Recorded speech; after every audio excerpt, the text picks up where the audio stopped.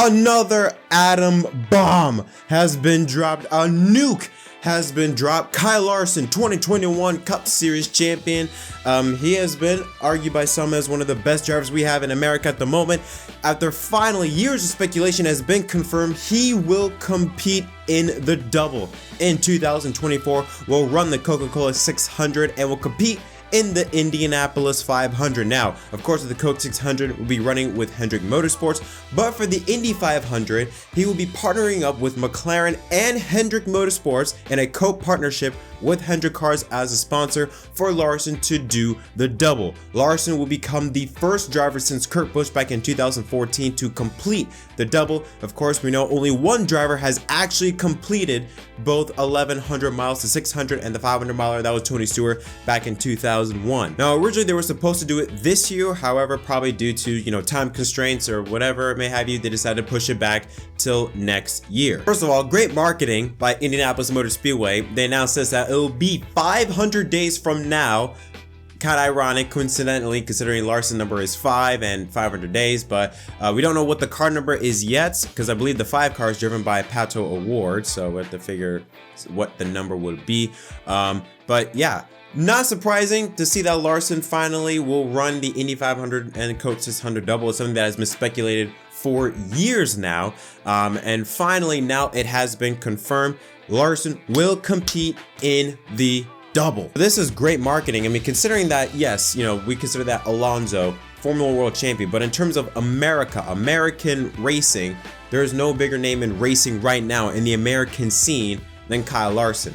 So to have him compete in the Indy 500, especially a year from now, so you now have 500 days to build him up, to market the hell out of Larson.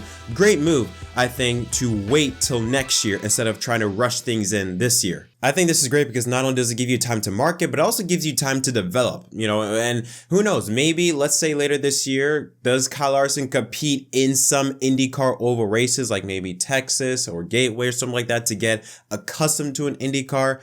What will the strategy be from here until next year's Indy 500? It also gives time, like, again, for Hendrick, considering that Hendrick Motorsports, because they will be partnering with Arrow McLaren in this partnership. How much of a role will Hendrick have in this? Will it just be solely McLaren and then Hendrick Cars will just slap a logo on it? Or will it be like a 50-50 partnership where, McLaren and Hendrick Motorsports will work together to help Kyle Larson? Now, going to a team like McLaren is really good. I mean, considering the fact that McLaren nearly won the Indy 500, Pato Award finished second in that race last year.